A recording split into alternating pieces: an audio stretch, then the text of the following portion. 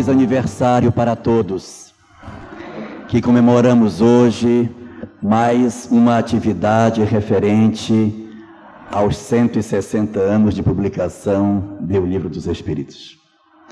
É com muita honra, com muito prazer, que retornamos ao Pará para rever os amigos, para reencontrar a todos aqueles a quem tanto amamos e que tivemos tantas oportunidades de vivermos tantas experiências juntos. Hoje nos compete conversar sobre uma história que começou muito tempo antes daquele que nós imaginamos que tenha sido o seu princípio. Isto porque as obras espíritas asseveram que a vontade soberana do Senhor do Universo, a vontade do Senhor de todas as coisas, derramada por sobre toda a sua criação, foi percebida por um grupo de espíritos extremamente evoluídos que compõem uma coletividade de entidades angélicas que respondem por regiões do universo. E esse grupo de espíritos reunidos entendeu sobre a necessidade de que se fizesse, que se construísse, que se agregasse matéria para o surgimento de um novo planeta no universo. Esse novo planeta, como todos os demais, teria a responsabilidade de servir de espaço para o desenvolvimento das almas, a fim de que elas descobrissem o caminho para a felicidade. Seria mais um lugar no universo onde os espíritos experimentariam as suas diversas vivências, descobrindo assim, através das experiências que iriam passar, os caminhos que os levaria para que eles se desalgemassem de seus graves processos de desamor que existiam dentro de cada um deles. Tomada a decisão de que era necessário a construção de um novo mundo, essa mesma coletividade elegeu entre todos os presentes um dos que ali estavam, para que respondesse pela construção e continuidade da vida neste mundo que iria surgir. Essa entidade de uma evolução imensamente superior a tudo aquilo que nós possamos imaginar, reunindo-se com um grupo de colaboradores diretamente ligados a ele, iniciou o trabalho de construção de um novo orbe, aonde ali os espíritos iriam ter a oportunidade de se desenvolver. Essa história, segundo aquilo que a ciência oficial nos aponta, teria acontecido há 4 bilhões e 500 milhões de anos atrás, quando a Terra surgiu. Foi exatamente ali, já no surgimento da agregação de matéria para a formação do nosso planeta, que um espírito foi designado para lhe comandar os destinos. Secundado por esse grupo de entidades angélicas, iniciaram o trabalho de preparação para que a vida surgisse no planeta. Foi necessário 1 bilhão de anos para que as primeiras moléculas orgânicas pudessem surgir. Nós, durante muito tempo, não conseguíamos entender como que a vida inorgânica tinha gerado vida orgânica. Mas, em 1930, a partir das experiências de um russo chamado Alexander Ivanovich Oparin, ele reúne material científico sobre essa questão e observa que os aminoácidos agregados na forma de proteínas e depois as proteínas reunidas na forma de colóides, os colóides se reunindo como coacervados e os coacervados dando origem às primeiras células ainda muito primitivas, a vida na Terra iria surgir. Foi preciso 1 bilhão de anos para que as primeiras moléculas ainda dos aminoácidos começassem a surgir na Terra. E o trabalho foi feito durante muitos e muitos milênios, se debruçando sobre a possibilidade de melhoria dessas moléculas, ainda numa condição que não era a vida orgânica como nós assim a conhecemos, até que há 1 bilhão de anos atrás surgiu a primeira célula no planeta. Era uma vitória, era o surgimento das primeiras formas de vida que nós conhecemos. E essas formas de vida, elas iriam passar por um processo progressivo de melhora genética a partir das seleções naturais que iriam acontecer, até que, ao curso dos milênios, essas células se multiplicariam, formariam os seres multicelulares, viriam depois os seres que seriam vertebrados, os peixes, os batráquios, os répteis, as aves, os mamíferos. Dentro dos mamíferos surgiram os marsupiais, os roedores, e nessa progressão chegamos aos primatas até alcançar a condição hominal. Foi muito difícil para que nós conseguíssemos descobrir que as coisas eram assim. Somente em 1859 é que Charles Darwin, investigando os fenômenos da construção da vida e do processo de melhoria das espécies, conseguiu esquadrinhar como teria se dado dentro do planeta Terra a melhoria progressiva das espécies até a chegada da condição hominal. O nosso governador planetário, secundado pelo seu grupo de assessores diretos, estava muito satisfeito. 3,5 bilhões de anos apenas para que nós conseguíssemos chegar na célula. E depois, um tempo enorme para que nós alcançássemos a condição do homem. O homem, segundo os estudiosos, está no planeta há apenas 100 mil anos no máximo, a espécie humana, mas existem os seus ramos mais primitivos. E foi ali, naquele momento em que a espécie humana começava a surgir no planeta, que o nosso governador planetário entendeu sobre a necessidade de trazer uma contribuição para a melhoria do progresso da Terra a partir da presença de espíritos que, numa condição espiritual mais elevada, pudessem auxiliar a construção da civilização terrestre. O governador planetário poderia optar por não trazer ninguém e deixar com que a marcha do progresso se operasse e lentamente nós construíssemos a civilização como poderia acontecer. Mas, interessado em garantir um aceleramento nesse processo e, ao mesmo tempo, dar a determinados espíritos a condição de servirem na construção de uma nova civilização, o nosso governador planetário foi buscar entidades espirituais bem mais avançadas do que o nosso homem primitivo, que naquela época estava saindo das cavernas, estava iniciando as suas primeiras experiências, ainda no período paleolítico. Então, o governador e seu conjunto de assessores trouxeram uma leva enorme de espíritos, que estavam àquela época numa condição espiritual semelhante à que nós estamos hoje, nas mesmas condições tecnológicas que a nossa sociedade hoje experimenta, mas infelizmente traziam as mesmas mazelas morais que nós temos: o egoísmo, o orgulho, a descrença, o desamor, a dificuldade de relacionamento, os problemas em não perdoar.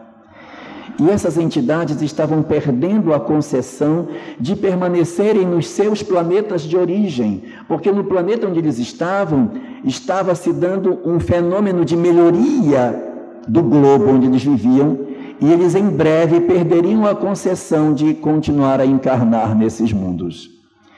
Então o nosso governador o chamou e disse: eu tenho uma oportunidade extraordinária para vocês. No lugar onde nós estamos iniciando a vida humana, nós iremos precisar do contributo de vocês. É uma dupla oportunidade. Vocês contribuem com o conhecimento de vocês, inaugurando um período de conhecimento de várias áreas do saber, E por outro lado, eu ofereço a vocês a chance de vocês se refazerem, porque estarão num local novo, num ambiente novo, sem a contaminação das ideias dos lugares aonde vocês já vivem. Venham, eu vos darei a oportunidade para que vocês renasçam num local neutro e assim consigam fazer o progresso que ainda não conseguiram realizar. Eles então lhe disseram: mas Senhor, se nós vivendo no planeta que estamos, com tudo aquilo que nós já conhecemos, nós já estamos errando, que dirá se nós formos para um local novo onde não há nada estabelecido? Se nós formos para um lugar sem nenhuma mensagem do que seja o bem, nós iremos nos perder. Nós não iremos encontrar o caminho para alcançarmos a felicidade que o Senhor nos aponta. O nosso governador planetário então disse: exatamente por isso que eu não estou sozinho nessa reunião. Esses são os meus auxiliares, e eles encarnarão na Terra. Em cada lugar aonde vocês vierem, eu mandarei um deles para que leve a mensagem que vocês precisam, para que não se sintam perdidos, desamparados e sem o conhecimento espiritual que precisam. E eles disseram: mas Senhor, e se mesmo assim, com a mensagem dos seus auxiliares diretos, se nós não formos sensíveis e não conseguirmos entender o que seja o caminho do bem, o que será de nós?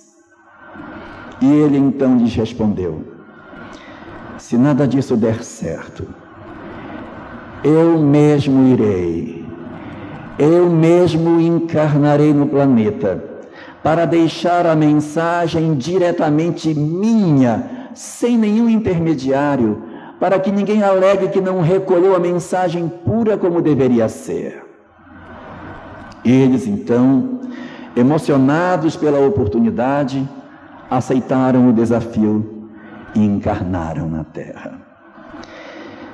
Foi assim que, rapidamente e misteriosamente, a Terra, num período curto, se cobriu de civilizações com conhecimentos extraordinários. Quando nós nos debruçamos sobre os livros de história e observamos a grandeza do conhecimento daqueles homens das civilizações antigas, nós dizemos: como podem esses homens serem chamados de civilizações ainda antigas, se trazem uma capacidade de entender, de compreender o direito, de compreender a arte, a poesia, compreender a filosofia, as ciências da terra, compreender a medicina milenar, compreender tantos mistérios sobre a vida, a imortalidade, o autoconhecimento, como esses homens assim o fazem. Como podiam eles, naquela época, parecer ter mais saberes do que nós? É porque as almas que ali estavam, verdadeiramente, já eram almas bastante experimentadas, embora frágeis do ponto de vista moral. E foi assim, cumprindo com essa determinação maior, que os auxiliares do governador começaram a descer no planeta. A promessa dele seria cumprida. 4.000 anos antes da nossa era, chamada era cristã, ou seja, há 6.000 anos atrás, iniciava na Índia os primeiros conhecimentos sobre os Vedas. Os sábios antigos da Índia traziam seus conhecimentos e inauguravam ali as primeiras verdades espirituais.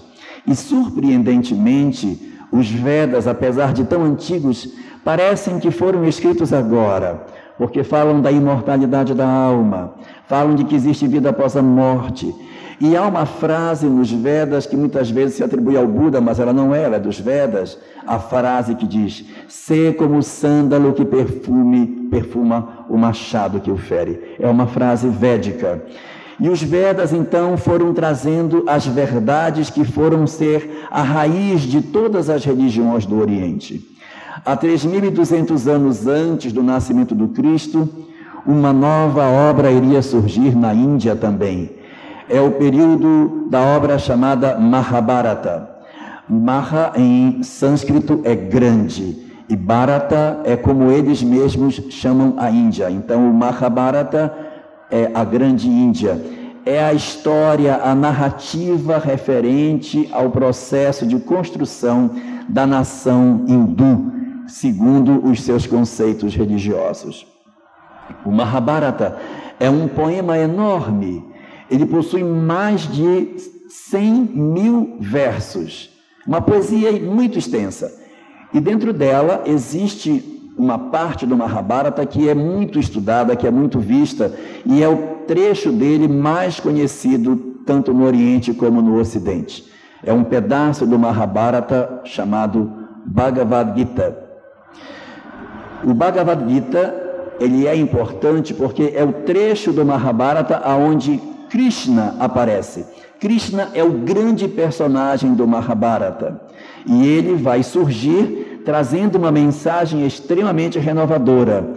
E há um paralelo que se costuma fazer dizendo que se o Mahabharata for lido como a Bíblia do Oriente, o Bhagavad Gita é o evangelho dessa Bíblia oriental. Lá Krishna vai se apresentar a Arjuna, seu príncipe, dizendo a ele verdades que estão contidas nas nossas obras doutrinárias. O Krishna muito claramente apresenta os seus conceitos, dizendo que não somente existe vida após a morte, mas investiga a questão da reencarnação, chamada por ele de renascimento. Ele não chama reencarnação porque essa palavra só iria surgir com o Espiritismo, mas ele usa outro termo, que a alma renasce várias vezes. E ele é tão rico, tão detalhado, ele é tão lúcido com relação às definições sobre imortalidade, sobre lei de causa e efeito, sobre o que acontece com o homem, que é indescritível a capacidade de precisão que essa obra possui 3.200 anos antes do nascimento de Jesus. Como que naquele período já era possível construir uma obra com tanta nitidez com relação à reencarnação e todos os mecanismos da evolução que nós passamos, numa obra fininha, bastante curta, que é o que compõe o chamado Bhagavad Gita. Tempos depois, no Oriente Médio, novas revelações viriam. Era o período de organização da civilização judaica, e ali no meio dos judeus vai aparecer Moisés com seus 10 mandamentos e suas outras 603 leis que compõem o arcabouço das obras, das leis que constituem a Torá. A Torá de Moisés não é o único livro religioso que os judeus utilizam. Geralmente, os ocidentais se referem muito à Torá, mas existem várias outras obras religiosas que os judeus também se utilizam para os seus estudos, como, por exemplo, o Sefer Yetzirah, escrito segundo se crê por Abraão. Existe o Pirkei Avot, existe a Mishnah, a Gemara, que compõe o Talmud, existe o Midrash, a Haggadah, que compõe a Halachá, existe também o Zohar, que é a obra mais completa de Cabala, existe o Sidur, que é todo o ritual das reuniões judaicas, e várias outras obras que constituem todo o conjunto de documentos que os judeus se utilizam para as suas verdades religiosas, aonde nelas a reencarnação é ponto pacífico, a imortalidade da alma, a mediunidade, a lei de causa e efeito são princípios fundamentais dentro da estrutura do pensamento judaico. Pouco tempo depois, na Grécia Antiga, iria aparecer o pensamento de Sócrates, 400 anos antes do nascimento de Jesus. Iria acontecer ali a encarnação do profeta mais conhecido de todos o que nós temos. Seria o grande mestre de Platão, que falaria sobre a imortalidade da alma, que falaria sobre todos os mecanismos da reencarnação, de todos esses fenômenos da vida imortal e dessas relações que existem entre o homem e os seus guias espirituais, Platão, mais tarde, relatando nos seus diálogos na obra Fédon, trata sobre a reencarnação. E a obra de Sócrates está eivada de vários conceitos sobre a imortalidade da alma. Era a profusão dos conhecimentos dos discípulos do Mestre, espalhando suas verdades nos vários cantos da terra. Mas houve um discípulo diferente, houve um revelador distinto. Era Siddhartha Gautama. Ele veio no Nepal, 600 anos antes do Cristo. O Buda possuía uma mensagem diferente. Ele falava da reencarnação, mas ele não falava da imortalidade da alma. A doutrina do Buda, ela é uma doutrina que está muito concentrada no processo de mergulho dentro de si mesmo, do autoconhecimento. A grande descoberta do Buda é o mergulho no interior do homem para que ele se descubra e consiga assim se libertar das suas imperfeições. Enquanto Krishna, os Vedas, Sócrates, Moisés, com seus conjunto de assessores, falavam abundantemente sobre a vida após a morte, sobre a imortalidade e até o próprio Criador, o Buda fazia silêncio sobre essas coisas, mas mergulhava profundamente nas questões íntimas do homem para que ele conseguisse alcançar a sua questão mais profunda em termos do conhecimento de si mesmo. Estava derramado sobre a terra as verdades que eram necessárias para que os espíritos trazidos aqui para construírem a nova civilização se aproveitassem dela e ali pudessem se libertar. E assim aconteceu. Muitos espíritos que para cá vieram e que trouxeram grandes contribuições na ciência, na filosofia, na religião, na arte, no próprio aprimoramento físico dos seres, conseguiram a condição mínima suficiente para retornarem aos seus planetas de origem. Mas alguns não conseguiram. Uma quantidade significativa deles não conseguia, apesar de todas as informações, avançar na direção da sua libertação espiritual. Mas havia a promessa de que o governador planetário viria. E mesmo muito antes do nascimento dele acontecer, fragmentos de sua vida já eram conhecidos pelo povo hebreu. Entre os profetas de Israel, existem várias notas sobre como seria a vida desse homem singular, o que aconteceria na sua vida, como seria a sua forma de agir, de que maneira ele atuaria na terra. E foi assim, trabalhando esses conceitos, o povo hebreu e mais tarde o povo judeu ficou a esperar esse homem que era chamado de o Messias. E então, numa época de silêncio do mundo espiritual, 400 anos que Israel enfrentou sem nenhum profeta, de repente surgiu, vindo de uma região onde ninguém nunca havia imaginado que poderia vir algum profeta, surgiu um homem diferente, que pregava uma proposta distinta de tudo aquilo que Israel conhecia. A sua mensagem era profundamente escandalizadora, porque ele propunha o perdão, ele propunha o amor aos inimigos, ele propunha que nós nos desapegássemos dos bens terrenos.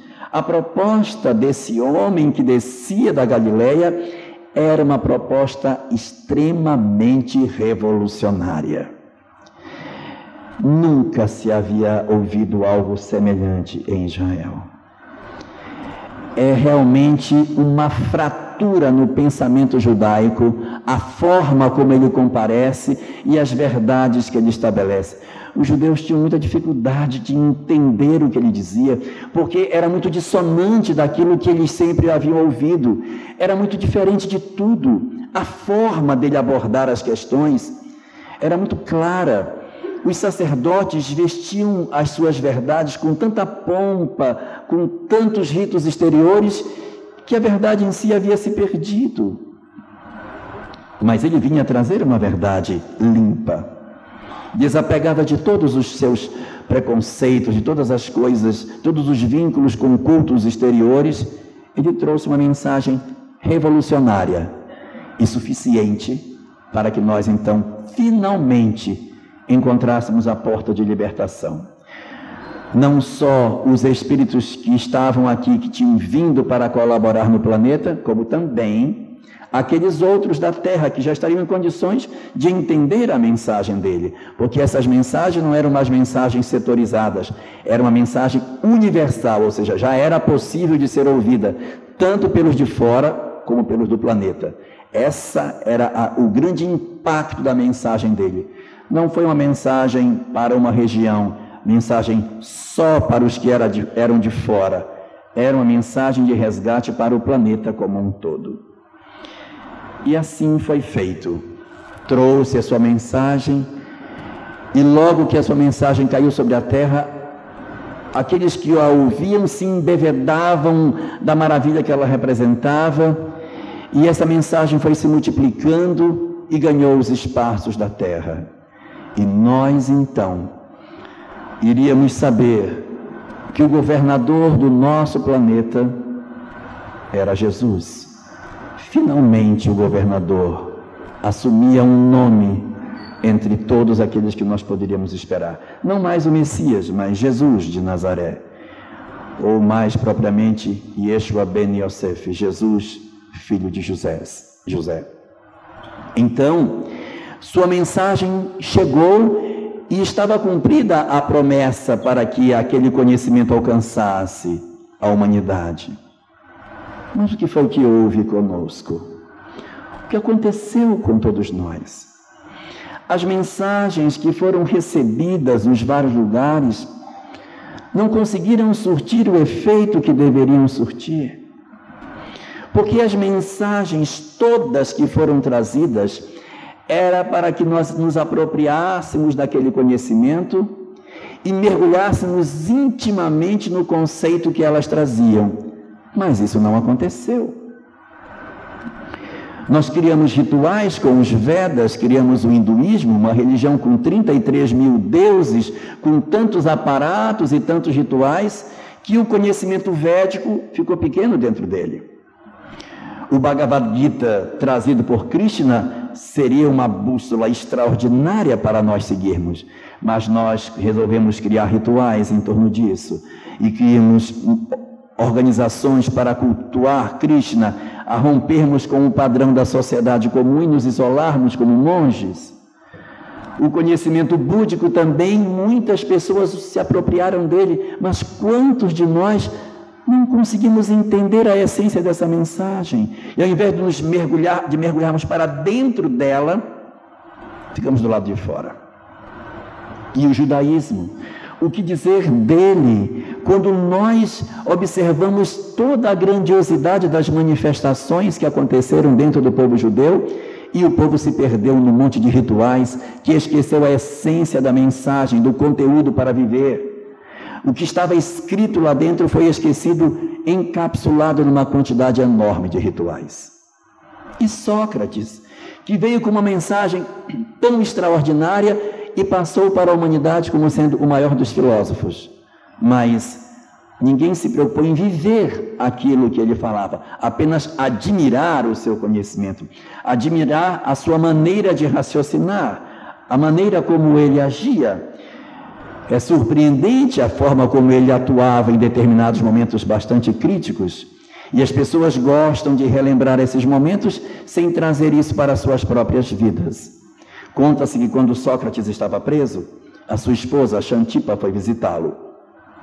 Então ela chegou lá, chorosa, e disse: Sócrates, eu estou inconformada, você está preso injustamente, Sócrates. Aí disse: você deveria estar alegre, você deveria estar triste. Se eu tivesse preso por maneira justa, se injustamente, fique alegre, eu estou injustamente preso. Sócrates, não fale bobagem, você está preso, Sócrates. Não, eu não estou preso, eles é que estão presos. Eles estão presos da grade para lá e eu estou solto da grade para cá. Não, Sócrates, mas isso não pode ser assim, porque olha, eles podem ir aonde eles quiserem e você não pode, é você que está preso. Não, aonde eu posso ir com o meu pensamento, eles não podem ir. Eles é que são cativos, eu é que sou liberto. A grade não me prende. Eles verdadeiramente é que estão presos. Então muitos se admiram do pensamento socrático, mas quantos procuram trazer isso para a sua própria vida, contextualizar na sua vida o pensamento socrático? Isso, entretanto, não aconteceria com a mensagem de Jesus, porque era uma mensagem tão pura que não tinha como nós pegarmos essa mensagem e corromper, afinal de contas era o próprio governador planetário que estava trazendo. Ela só durou poucos séculos.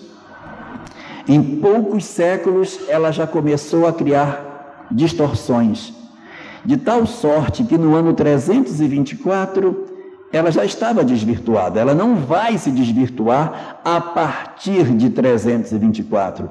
Ali ela já estava com vários ranços do paganismo infiltrado dentro do conhecimento cristão. Mas foi evidentemente em 324 que se deu o golpe de misericórdia, quando o imperador Constantino se converte ao cristianismo e determina então que se faça o Concílio de Nicéia, para que se estabeleçam as verdades do cristianismo como religião oficial do Império Romano.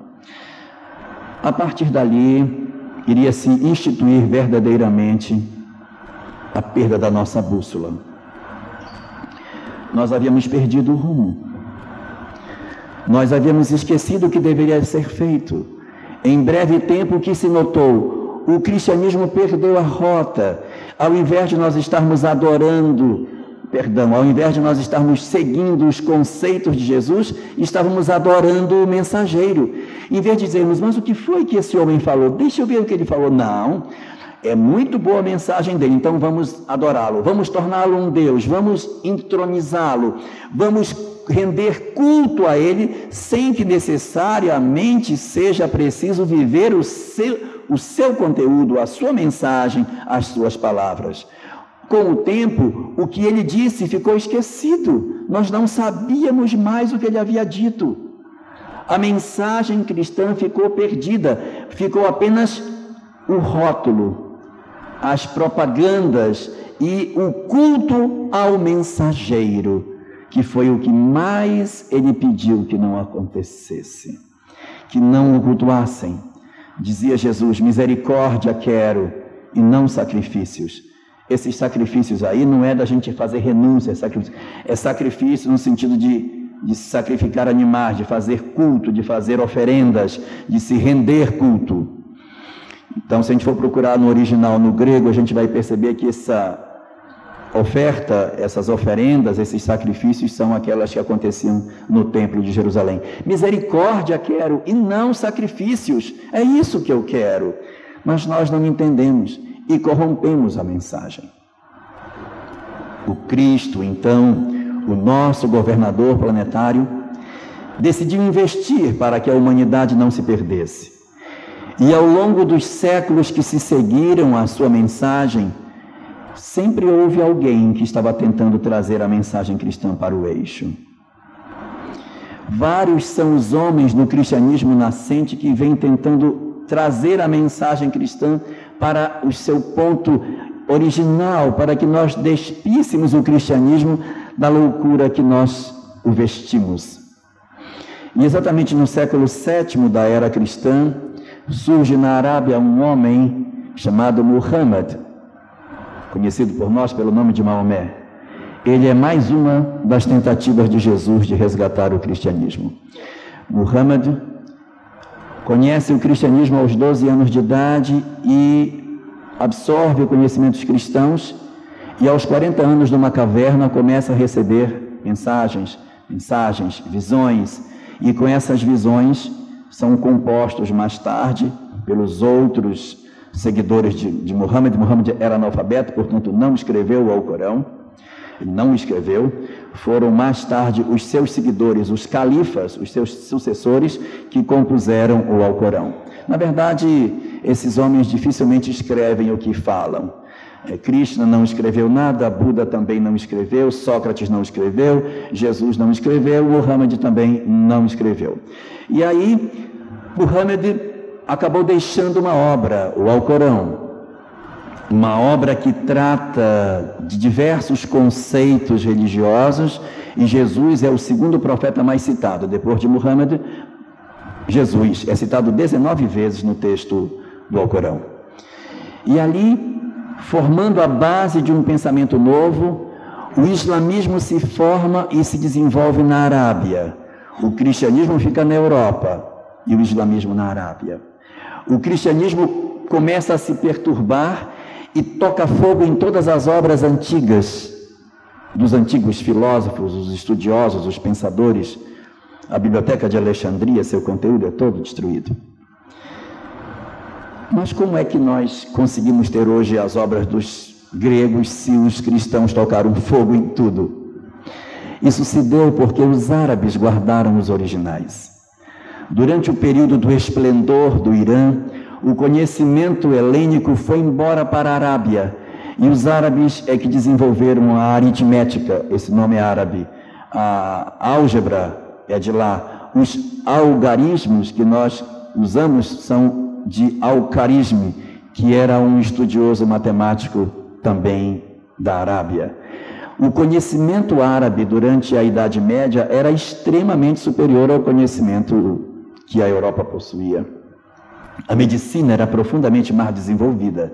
Havia um abismo entre as duas culturas, porque na medida que o esplendor do Irã, do Islã ia acontecendo, o cristianismo desvirtuado atrofiava o desenvolvimento da Europa.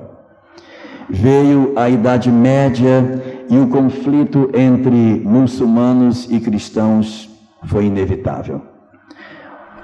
Vieram as cruzadas. E dessas cruzadas, então, depois de muita luta para tentar desvencilhar o cristianismo das garras dessa loucura que era a intolerância religiosa, o Cristo, percebendo que eles não conseguiam melhorar, retirou parte desses espíritos e disse: não, vocês estão tornando muito difícil a coisa. Tomou parte dos espíritos e os guardou. Vocês vão ficar guardados aqui, só vão encarnar um por vez, porque vocês dão muito problema quando vão em grupo. Houve a Inquisição. O que fez então Jesus? Vocês, inquisidores, dão muito problema junto, não estou conseguindo que vocês melhorem. Pegou esse pessoal, separou também. Vocês vão voltar mais um por vez, em grupo não, fiquem aí. Os povos bárbaros que estavam guardados há tanto tempo e que foram libertos para fazer a remodelagem do Império Romano, isso no final do Império Romano do Ocidente, também após terem feito o trabalho de desmantelamento do Império Romano e a fragmentação da Europa em diversos países, também eram muito problemáticos, eram espíritos muito difíceis. Eram os ostrogodos, os visigodos, os hunos, os vândalos. Então eles foram tomados e foram guardados também. Esses ficaram guardados para que a humanidade pudesse caminhar. Era preciso retomar o conhecimento que estava perdido. Tudo havia se perdido, era preciso reconstruir tudo, porque aquele não era um lugar para a loucura, era um local que lá atrás, quando o planeta foi concebido, era para o desenvolvimento dos espíritos. Isso não estava acontecendo porque nós estávamos engessados num pensamento retrógrado. Então, o governador planetário disse: vamos chamar novamente o pessoal que construiu a civilização para refazer o conhecimento que se perdeu. E no único século que os livros de história não conseguem explicar, vários gênios da matemática, da ciência, da filosofia, da arte, da pintura, da escultura, renascem todos e, de repente, em 80 anos, 100 gênios vêm e remodelam todo o conhecimento humano. Vão na Arábia, pegam o conhecimento que estava perdido, retraduzem para o latim, tira do árabe para o latim e faz ressurgir o conhecimento. No mundo espiritual, essa mobilização se chamava renascimento, porque ia renascer o conhecimento. E na Terra, surpreendentemente, deram-lhe o mesmo nome, chamam também de renascimento. É nítido o processo de reconstrução do conhecimento nesse período. E alguns historiadores dizem que não conseguem entender por que nessa época tanto gênio reencarnou junto e por que tantas pessoas voltavam-se ao estilo greco-romano. Claro, eram as mesmas almas, eram os mesmos espíritos, com o mesmo perfil de escultura, de pintura, com a mesma forma de composição. Então essas almas vieram e reconstituíram o conhecimento humano. A partir daí, a Terra ia começar a caminhar para se desembaraçar do enovelamento que ela havia criado. A mensagem cristã estava em frangalhos. Os rituais haviam coberto a mensagem e havia acontecido um esquecimento da sua mensagem original. As tentativas ao longo dos séculos não pararam.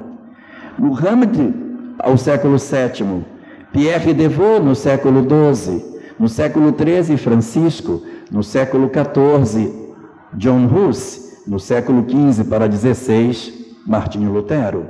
Eram tentativas de resgatar a mensagem cristã. E Lutero teve muito mais sucesso que seus antecessores, porque pôde contar com uma grande ferramenta, que foi a imprensa.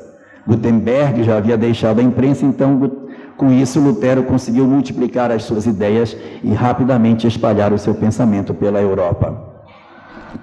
Mas era preciso mudar, porque não era possível mais ao homem continuar daquela forma. Ele precisava retomar os conceitos, e o Cristo já havia feito várias experiências de como trazer a mensagem para nós. Ele mesmo já tinha vindo, trouxe vários homens. Nada conseguia nos convencer a mudar. E então, reunidos, viram que a Terra, em breve tempo, iria passar por um momento de transição semelhante àquele que o planeta que deu origem à civilização da Terra passou no passado. Era agora a vez da Terra.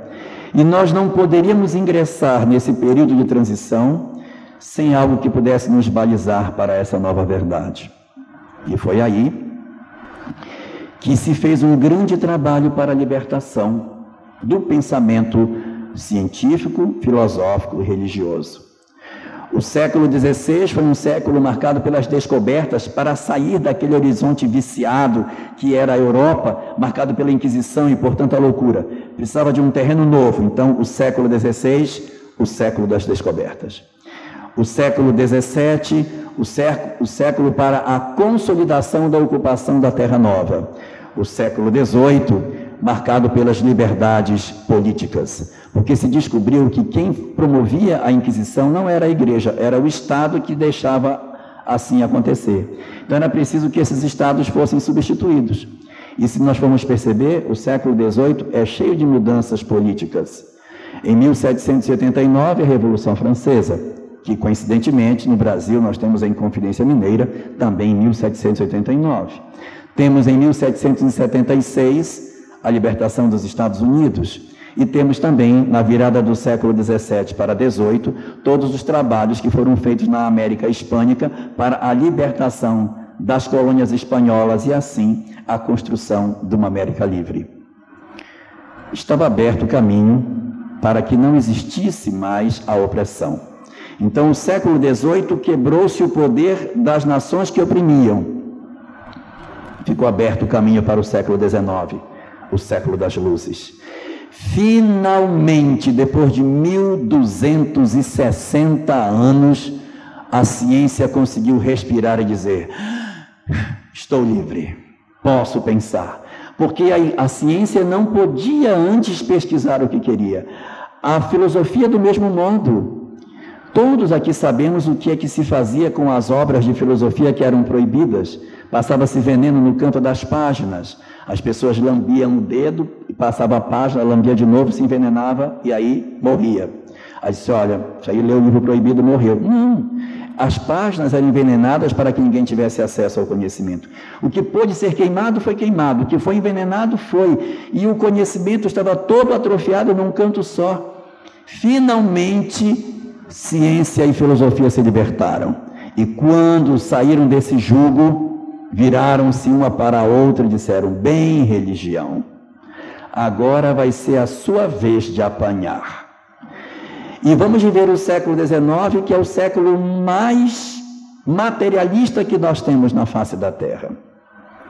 É quando surge o pensamento de vários filósofos que vem trazer a proposta de uma sociedade sem Deus, de uma sociedade desalgemada das religiões, interpretada à época como se fosse o ópio do povo. A partir da opressão que a religião fez, a ciência e a filosofia se tornaram absolutamente materialistas e procuravam encurralar a religião e destruí-la. Se isso tivesse acontecido, certamente nós teríamos ido para o caos. Porque uma sociedade que não conseguisse perceber a imortalidade da alma e a excelsitude de todas as coisas com relação à criação de Deus e sua lei, dificilmente teríamos chegado até o dia de hoje. Mas foi exatamente ali, nesse momento crítico em que o materialismo crescia, que começaram a acontecer fenômenos extraordinários que iriam promover na Terra uma mudança do pensamento humano. Despretensiosamente, a partir das liberdades que estavam acontecendo, em que a ciência podia agora pesquisar o que queria, que a filosofia podia fazer o que queria, e que as pessoas não estavam tão jungidas a um conceito religioso, podiam agora experimentar algumas coisas que sempre existiram na Terra, mas que a gente não mexia, que era a mediunidade. A mediunidade sempre foi perseguida, foi tida conta de bruxaria no passado. Durante a Idade Média, as bruxas eram obrigadas a viver na floresta.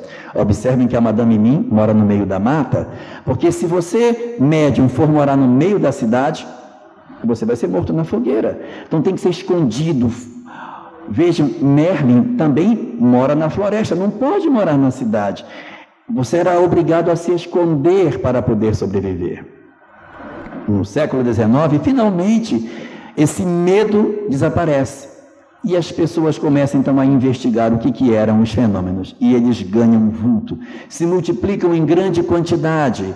E quando se observa na multiplicidade da nossa civilização, vários locais do mundo estão produzindo reuniões onde os espíritos se comunicam através de batidas, de pancadas, ou através de canetas colocadas em cestas, ou às vezes já na mão dos médiuns produzindo, e esse processo acaba virando uma febre, e muitos grupos são criados na Europa como um todo.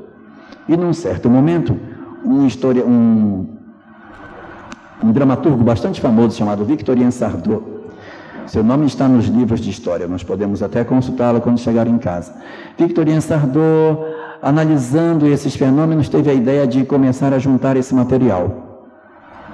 E em breve tempo ele já era uma pessoa que já reunia material de um lado, de outro, e quando ele veio estava cheio de material na casa dele. E disse: preciso de encontrar uma pessoa para organizar esse material aqui, porque é muita coisa. E aí ele soube de um professor, que já era amigo dele, professor Rivaio, que ao todo seu nome era Hippolyte Léon Denisard Rivaio, para que ele viesse conhecer esse material. Quem sabe ele não conseguia organizar. Afinal de contas, ele era um emérito professor, havia estudado em Verdun com Pestalozzi, tinha um conhecimento vasto, era uma das grandes culturas da França do século XIX. Por que não convidar o professor Rivaio? O professor Rivaio vai, observa aquele monte de caderno, acha aquilo bastante interessante e leva para casa para analisar.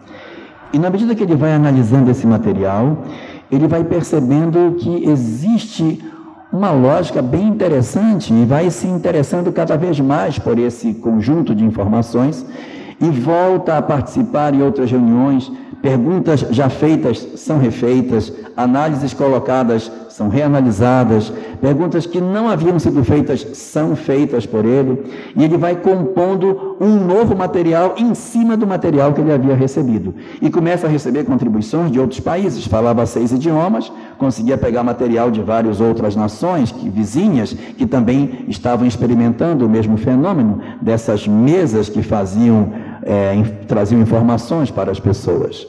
E numa dessas reuniões, ele teve a informação do espírito que estava lá, de que ele já havia vivido na França antes. Ele havia vivido na época dos Césares antigos, e que nesse período ele havia sido um sacerdote entre o povo daquele lugar, os gauleses. A França no passado era a Gália, e os gauleses eram o povo que vivia na Gália, e os druidas eram os sacerdotes entre os gauleses. Os gauleses de Asterix, Obelix. Ele teria sido um druida, e seu nome, quando foi druida, segundo o espírito, teria sido Allan Kardec. Ele guardou esse nome, olha só. Então eu não sou Hippolyte Léon Denis Rivais simplesmente, eu também já fui Allan Kardec. Guardou o nome.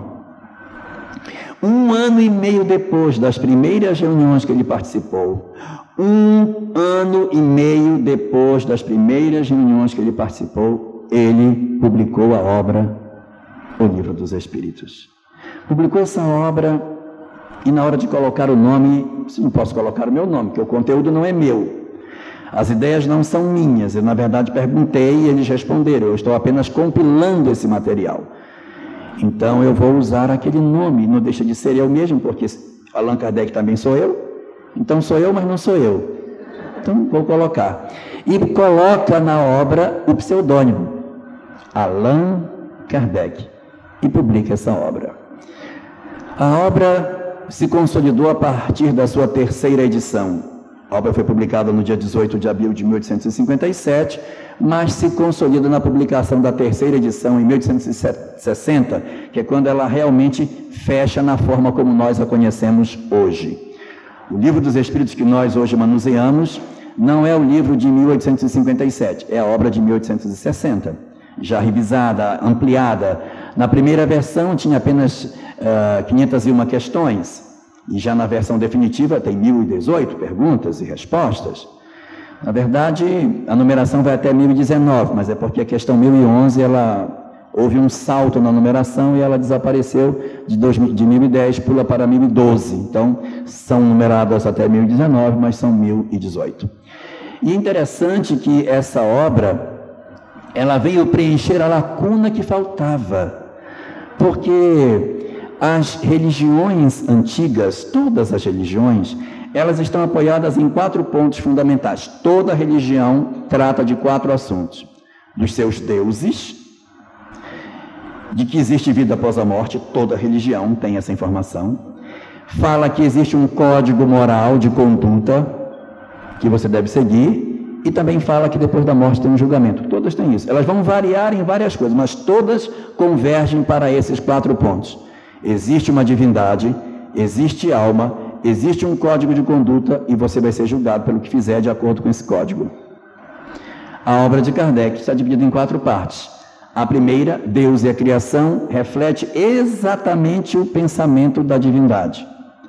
A segunda, o mundo espiritual, refere-se exatamente sobre essas questões referentes à vida no mundo espiritual. A terceira parte, que são as leis morais, diz respeito a exatamente essa conexão entre o código e as leis da vida.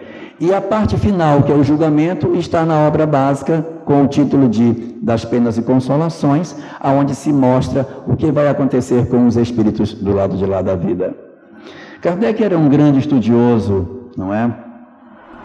Naquela época, embora ainda não existisse a ABNT, já tinha metodologia científica. E a obra dele segue o modelo da metodologia científica, porque o objeto de estudo do Espiritismo é o Espírito. O objeto de estudo é o Espiritismo. O objetivo do Espiritismo não é o Espírito, mas o objeto de estudo é o Espírito.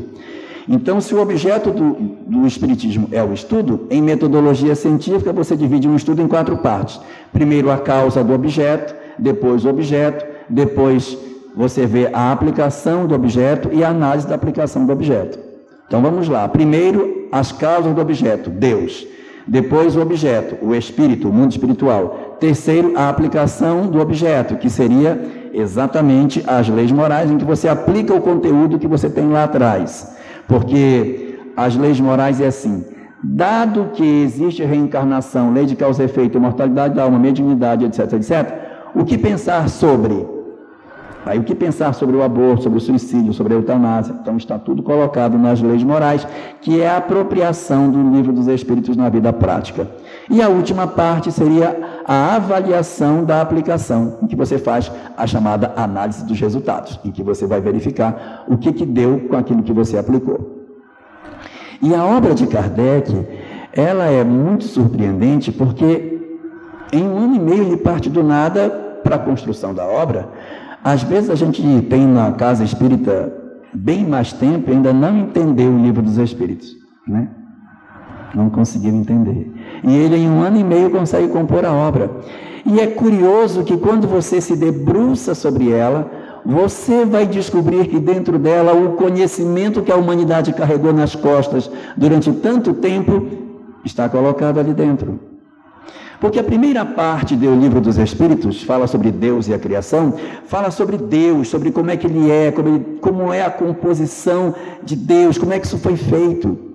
E toda a obra foi feita sem que se consultasse o que já existia. Kardec não partiu de nenhuma ideia preconcebida, pegou as questões e pelas respostas ele construiu o sistema que significa o Espiritismo. Ele não foi verificar se estava consentâneo com o que já tinha sido dito. Evidentemente que a ciência, sim, mas não podia colidir com a ciência. Mas ele não partiu de ideias preconcebidas. Quando vamos estudar o Livro dos Espíritos, o primeiro capítulo dele é sobre Deus.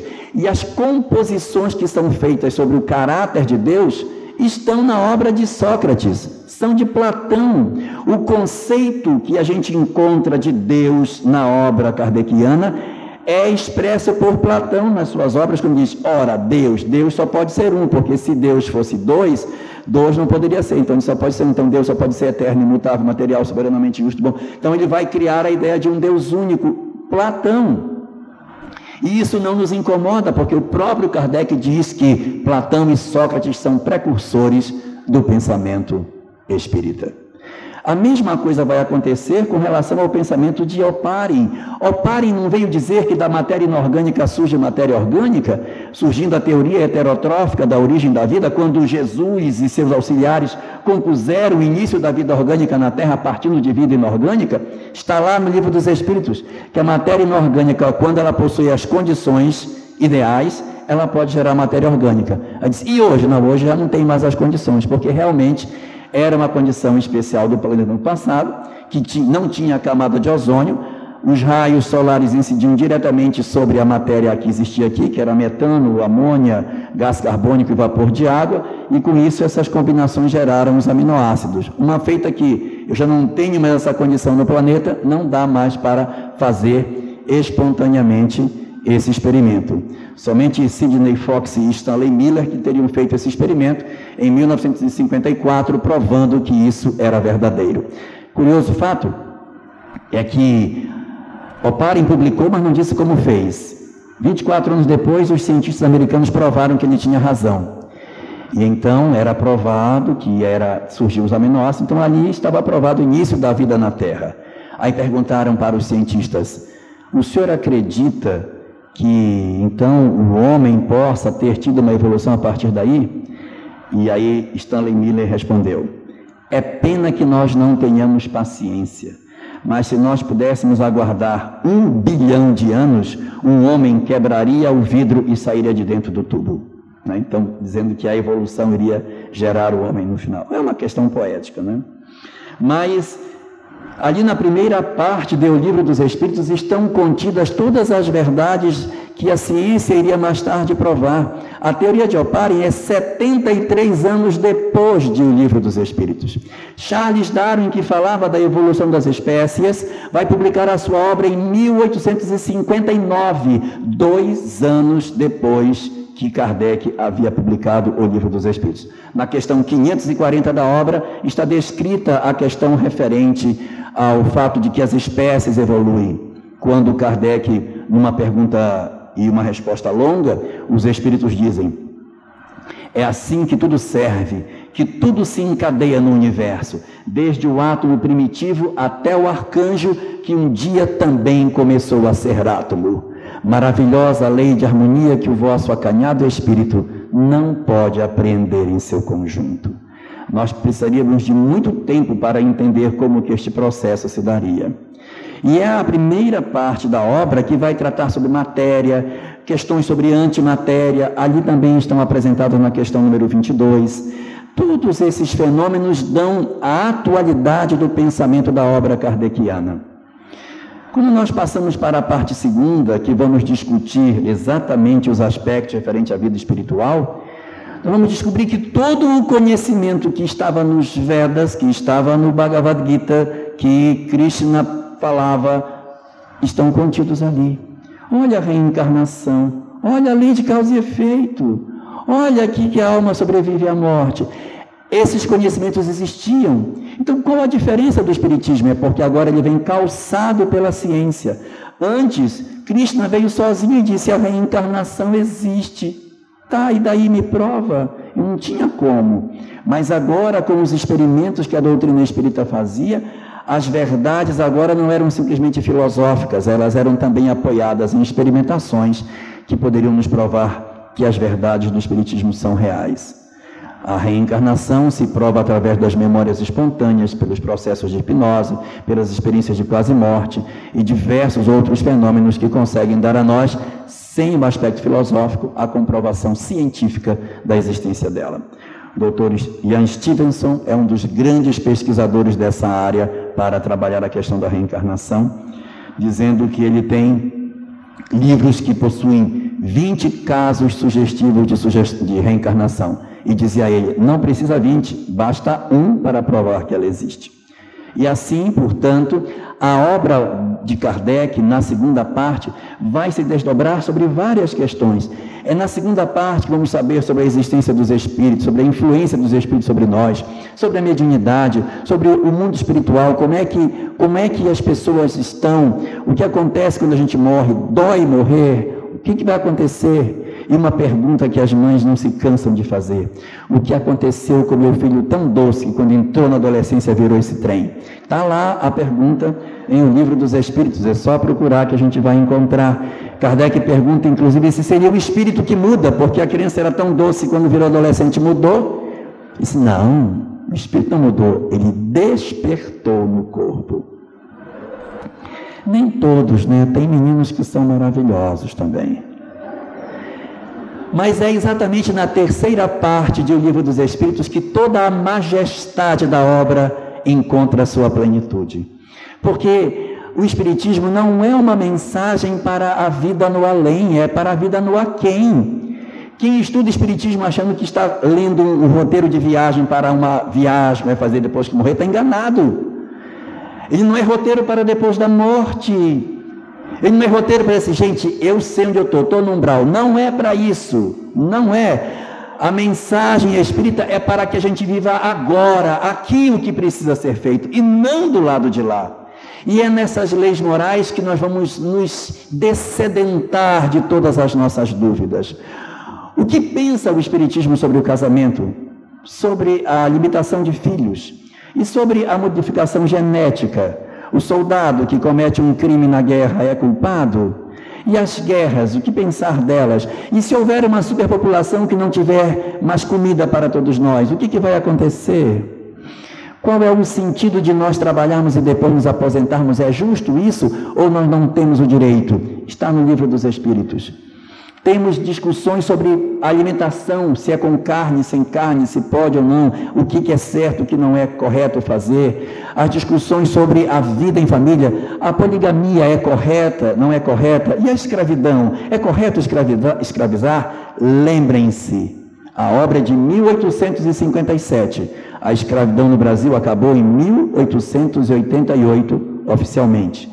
Então, estava no período ainda da escravidão no Brasil. E a obra já falava sobre a igualdade das pessoas. Falava da igualdade dos sexos, de que todos têm direitos iguais. 1857, mulheres e homens têm direitos iguais e funções diferentes. Os direitos são os mesmos, mas as funções são diferentes, porque a função do homem é tomar conta dela, né? Então, a mulher só votaria no Brasil em 1933. Antes disso, mulher não votava. Então, é um livro muito adiante do seu tempo. E vai ser na quarta parte da obra que nós vamos encontrar as perguntas finais das grandes dúvidas que a gente tem sobre o que vai acontecer com a gente. E depois da morte, o que vai ser de mim? As perguntas da última parte são exatamente sobre essa lei do lado de lá da vida. Se uma pessoa bebeu e bêbada, ela cometeu um crime, ela tem culpa, já que ela estava bêbada? Essa é uma das perguntas. Tem culpa? Não tem culpa? O livro vai dar a resposta. Se de repente eu me suicido, qual a consequência do que eu faço? A obra dá a resposta.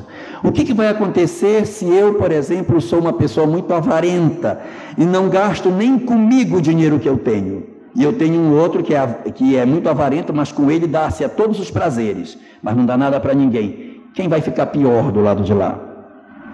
É uma outra pergunta para a gente ver.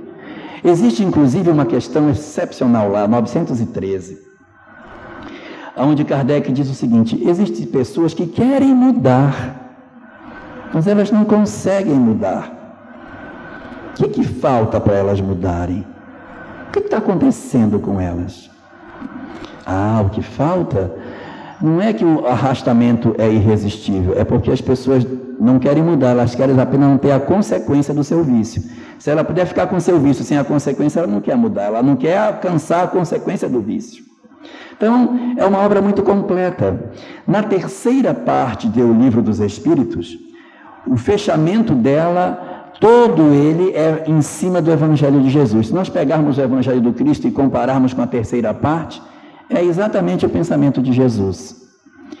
Mas o 12º capítulo, que é o fechamento da terceira parte, é muito mais próximo do pensamento do Buda do que de Jesus. É um capítulo chamado da perfeição moral, onde ele vai investigar como vencer o egoísmo, como vencer o meu orgulho. É um mergulho dentro de si mesmo, onde tem a famosa questão 919A, que discute sobre como promover o autoconhecimento e se melhorar a cada dia. Todas essas discussões estariam contidas dentro da obra. É fascinante você pensar uma pergunta e procurar dentro da obra e encontrá-la. É fascinante, num intervalo de tempo tão curto, ela ter conseguido ser feita. É fascinante você conseguir ter organizado tanta coisa de maneira que, logicamente, você consegue encontrar na obra.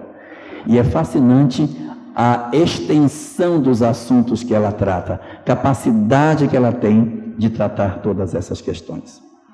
Mas a grande questão é que esta mensagem, ela está ali não para dessedentar os nossos cérebros.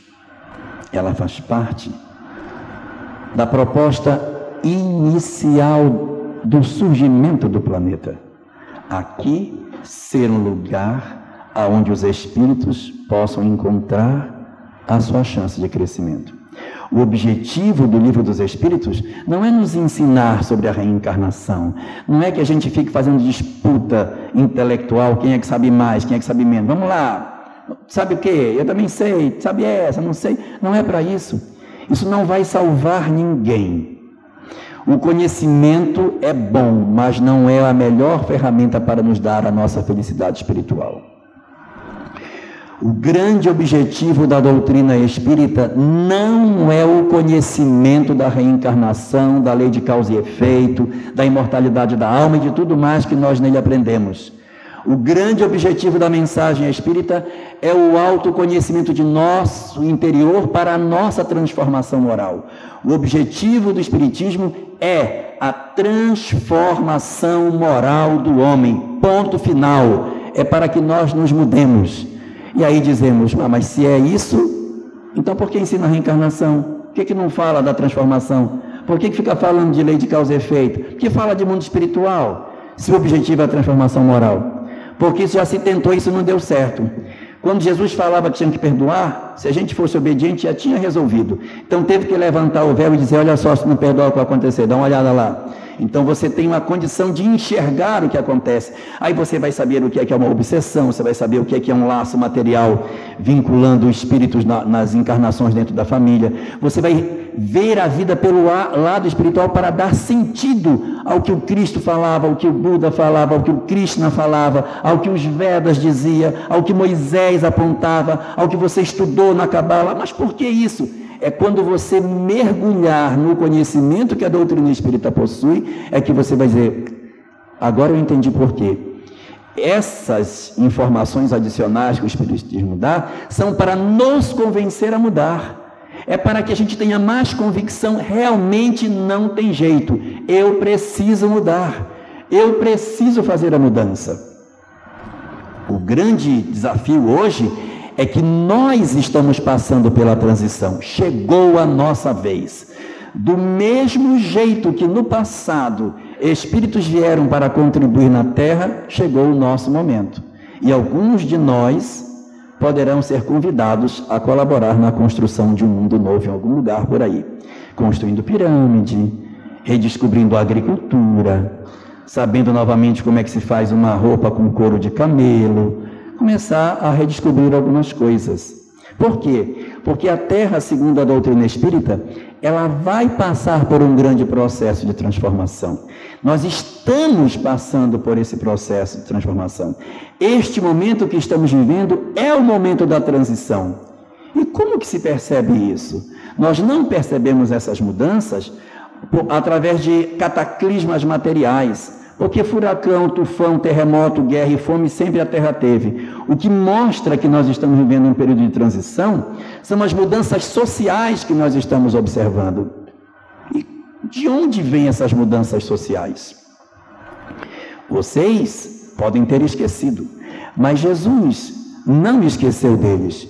Os grupos que ficaram guardadinhos porque estavam atrapalhando, precisam vir, gente, porque eles precisam avançar. E nesses períodos de transição, você pega todo mundo que ficou guardado e reencarna de uma vez.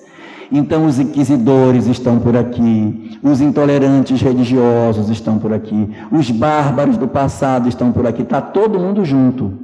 É por isso que eu disse, gente, eu não estou mais entendendo em que século eu vivo, se eu vivo no século XIV ou se eu vivo no século XXI, porque eu sei que a televisão é do século XXI, mas a notícia é do século XIV. Não é possível que isso esteja acontecendo. Eu não acredito que seja verdade. É porque nesses períodos de transição, essas almas que estão ali dentro, elas são chamadas a colaborar na transformação do planeta. De que forma? De duas maneiras diferentes. Primeira, esses espíritos têm direito ao progresso. E se eles não aproveitarem a lição na Terra agora, eles terão que ir embora. Então é uma chance para que eles mudem. Então se abre a oportunidade do renascimento para essas almas, para garantir com que o planeta experimente a vinda deles e eles possam melhorar. Eles precisam melhorar. Essa chance não pode ser perdida. Essa é a primeira razão. E a segunda é por nós, por causa de nós mesmos, que nós precisamos da presença deles. É através do contato com esses indivíduos difíceis que nós iremos saber se nós somos verdadeiramente bons. Essas entidades, quando encarnam na Terra, elas promovem tantas convulsões sociais que elas conduzem a nossa sociedade a viver experiências muito dolorosas, que atraem os mais incautos e promovem mudanças muito fortes no comportamento dos indivíduos, como se fossem movimentos catalisadores, como se fossem ímãs que atraíssem os mais frágeis para que a gente perceba quem realmente vai ficar de pé diante da borrasca. Diz o Apocalipse que no final dos tempos, por ser grande a perversidade, o amor de muitos se esfriará. E é isso que a gente está vendo acontecer pela multiplicidade de loucuras que o nosso mundo hoje comporta. Eu não quero assustar ninguém, mas no Apocalipse diz que Satanás iria ficar guardado por 1000 anos e no final dos tempos Satanás seria solto. Gente, Satanás está solto, tá? Está solto. Está solto. Nós estamos vivendo um período de convulsão. É só a gente prestar atenção no que está acontecendo que nós vamos ver. E num período como esse, onde se multiplicam os insatisfeitos, se multiplicam os que estão hoje sofrendo do processo da depressão, os que sofrem de vazio existencial, os que perderam a fé, os que não encontram resposta para as suas perguntas, o livro dos Espíritos vem como sendo a grande oportunidade de salvação das nossas dúvidas, a grande oportunidade de nós conseguirmos encontrar a chave que a gente busca. Há quantos anos eu quero saber o que aconteceu com meu filho que partiu? Que dor pode ser maior do que de uma mãe que perdeu seu filho? Procure no livro dos Espíritos. Como entender a saudade que eu sinto de uma coisa que eu não sei o que é? Essa depressão. Procure no livro dos Espíritos. Como que eu posso entender essas ideias que vêm na minha cabeça? Procure no livro dos Espíritos. Lá nós iremos encontrar a resposta de muitos dos nossos questionamentos. E se nós soubermos trabalhar o conteúdo que está ali nas nossas vidas, nós conseguiremos alcançar a honra de permanecermos no planeta. O que nos pode fazer ir embora é a nossa teimosia. Nós somos muito irritados, somos agressivos, somos violentos. E é essa nossa capacidade de sermos assim que dificulta a nossa permanência na Terra. Nós temos que pegar aquele conhecimento e interpretá-lo na nossa vida. Não é só conhecer reencarnação, é eu conhecer e dizer, então na minha família eu tenho que viver assim. Então na minha vida pessoal eu tenho que ser assim. Então no meu trabalho eu não posso fazer isso, porque eu sei as consequências espirituais do que eu estou fazendo. Somente quando a gente conseguir tirar essa brabeza que tem dentro da nossa alma, é que a gente pode dizer, eu tenho condição de permanecer no planeta Terra. Isso que eu estou dizendo não é nenhuma novidade, porque nas bem-aventuranças de Jesus, na terceira das bem-aventuranças, o Cristo disse quem ficaria na Terra. Ele disse, bem-aventurados os mansos, porque eles herdarão a terra. Então, se o nosso desejo é permanecer aqui e não seguir com os outros para recomeçar tudo de novo, reconstruir uma nova civilização, mas aproveitar a nossa sociedade hoje com WhatsApp, internet, ar-condicionado, tanta coisa boa, né? Avião, anestesia. Se a gente, nem que seja por isso, façamos um esforço para que a gente se dome, para que a gente se transforme, porque o livro dos Espíritos está aí exatamente para resgatar, despido de qualquer alegoria que possa ter sido colocada nas verdades anteriores. As verdades foram impostas e nós a cobrimos com os rituais, cobrimos com adorações desnecessárias. O Cristo faz mais uma aposta em nós e nos entrega um texto limpo, sem nenhuma mácula, para que a gente preserve isso e passe para as gerações futuras como a gente recebeu. Que a gente cumpra, portanto, 2 papéis significativos: estudar para viver essa mensagem e o segundo papel, passar para frente a mensagem tão pura como a gente recebeu, para que o Espiritismo não se desvirtue, portanto, e nós consigamos ter na Terra o reino de paz que nós tanto sonhamos. Uma boa noite para todos e feliz aniversário para todos nós. Muita paz.